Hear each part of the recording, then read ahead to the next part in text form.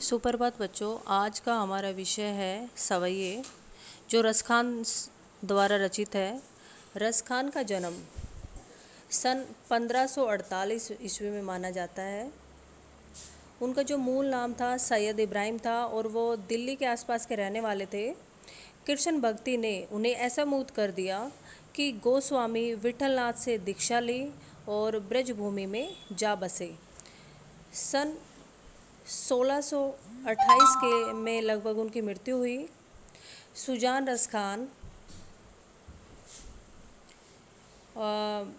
रसखान और प्रेम वाटिका उनकी उपलब्ध कीर्तियां हैं। रसखान रचनावली के नाम से उनकी रचनाओं का संग्रह मिलता है। प्रमुख कृष्ण भक्त कवि रसखान की अनुरक्त न केवल कृष्ण के प्रति प्रकट हुई, बल्कि कृष्ण भूमि के प्रति भी उनका अनन्य अनुराग व्यक्त हुआ है। उनके काव्य में कृष्ण की रूप माधुरी, ब्रज महिमा, राधा कृष्ण की प्रेम लीला का मनोहर वर्णन मिलता है। वे अपनी प्रेम की तन्मयता, उल्लास के लिए जितने प्रसिद्ध हैं, उतनी ही भाषा की मार्मिकता के लिए भी। उनके यहाँ ब्रज भाषा का अत्यंत सरस और मनोरम प्रयोग मिलता है।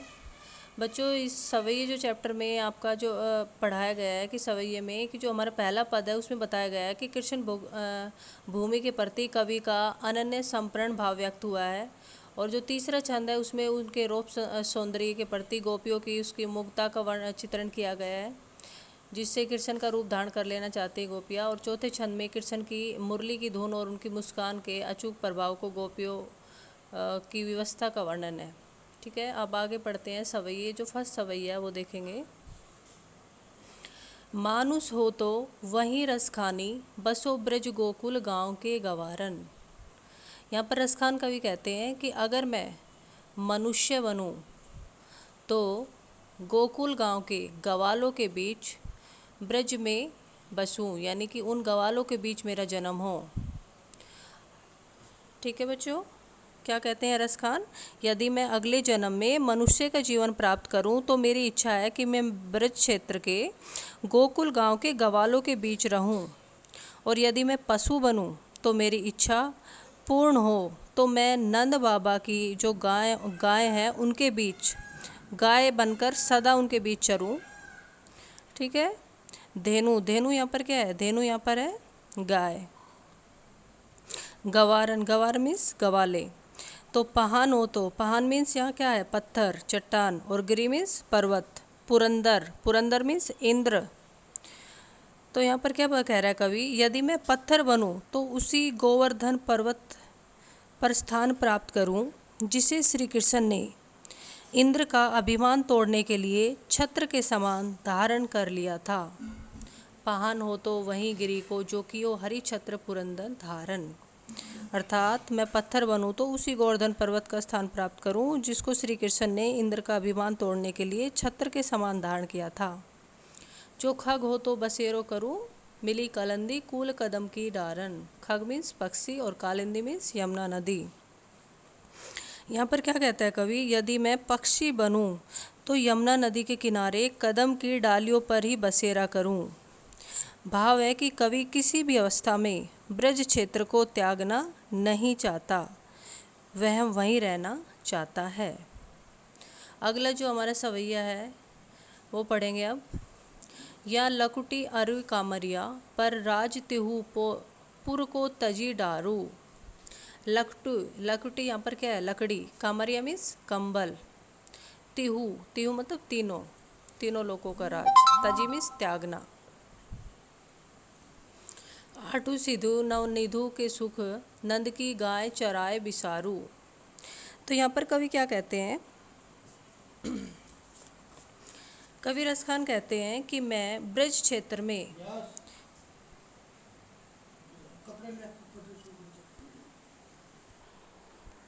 रसखान कवि क्या कहते हैं कि मैं ब्रज के क्षेत्र में श्री कृष्ण के गवालों के बीच गाय चराने के लिए प्रयुक्त इस लाठी और उनके द्वारा जो ओढ़ा गया कामरिया मीन्स कंबल, इन पर तीनों लोगों का राज्य त्यागने को तैयार हूँ।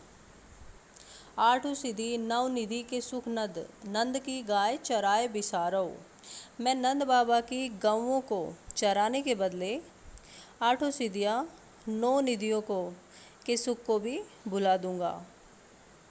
रस खान कबो इन अखियन सो ब्रज के बन बाग तड़ांग निहारो। तड़ांग मीन्स यहाँ पर क्या है, जैसे तालाब। कोटिक कल धोत के धाम करिल के कुंजन ऊपर वारो। कोटिक मीन्स करोड़ों, कल धोत मीन्स महल और करिल मीन्स जो कांटेदार झाड़ियाँ हैं। तो यहाँ पर रस खान कवि क्या कहते हैं कि मैं नंद बाबा की गौओं के चराने के बदले 8 सिद्धियाँ 9 निधियाँ के सुख को भी भुला दूंगा। मैं ब्रज के क्षेत्र में जो वन बाग तालाबों को अपनी आंखों से कब निहार पाऊंगा। मैं ब्रज क्षेत्र में उगी जो करील की कटीली झाड़ियों पर करोड़ों महल को न्योछावर करने को तैयार हूँ। भाव है कि रस खान ब्रज क्षेत्र के लिए जीवन के सभी सुखों को त्याग देना चाहते हैं। उनके लिए परम सुख प्राप्ति ब्रज क्षेत्र से जुड़ा हुआ है। ठीक है बच्चों, तो ये अपना जो सेकंड सवैया था वो कंप्लीट होता है। अब थर्ड सवैया पढ़ते हैं। मोर पंखा सिर ऊपर राखियो गुंज की माल गरे पहरोगी। अब यहाँ पर मोर पंखा क्या है, मोर पंख, ठीक है। और गुंज मीन्स यहाँ पर जो गुंजों की माला है, फूलों की माला है, उसके बारे में बात हो रही है कि गोपियाँ श्री कृष्ण की भक्ति से इस प्रकार वशीभूत होकर श्री कृष्ण का स्वांग भरने को तैयार हो जाती है। वो रसखान जी वर्णन करते हुए क्या कहते हैं कि एक गोपिका कहती है कि मैं श्री कृष्ण के सिर पर रखा हुआ मोरपंख अपने सिर पर, हम पढ़ रहे हैं कि मोर पंखा सिर ऊपर राखियो। यहाँ पर एक गोपी क्या कहती है कि श्री कृष्ण के सिर पर रखा हुआ मोरपंख अपने सिर पर धारण कर लूँगी। ओढ़ी पीतंबर ले लकुटी बन गोधन गवारनी संग फिरूंगी।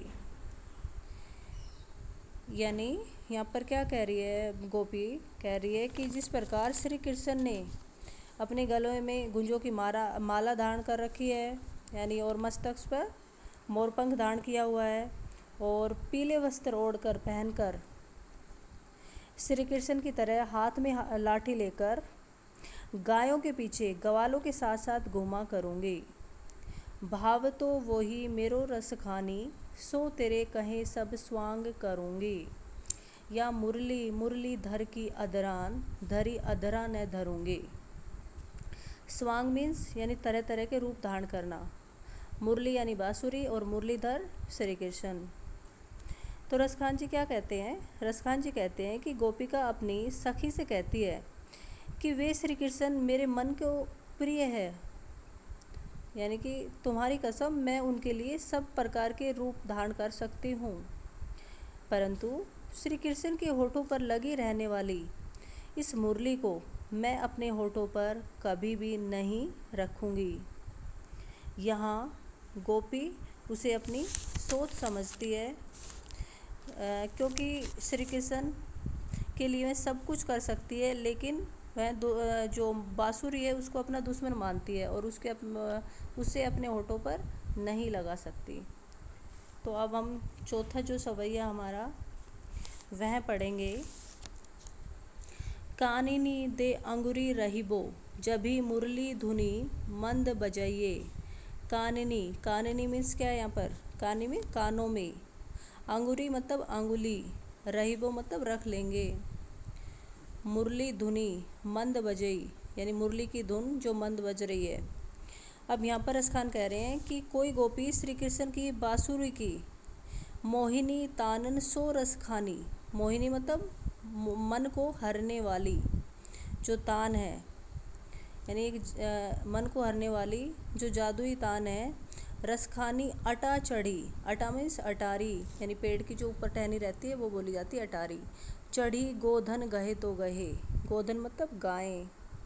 यहाँ पर क्या कहते हैं, रसखान जी कहते हैं कि गोपी श्री कृष्ण की बांसुरी की मोहक तान के जादुई प्रभाव को प्रकट करते हुए कहती है कि हे सखी, जब श्री कृष्ण बांसुरी की मधुर धुन को धीमे धीमे स्वर में बजाएंगे तब मैं अपने कानों को उंगली से बंद कर लूँगी ताकि बांसुरी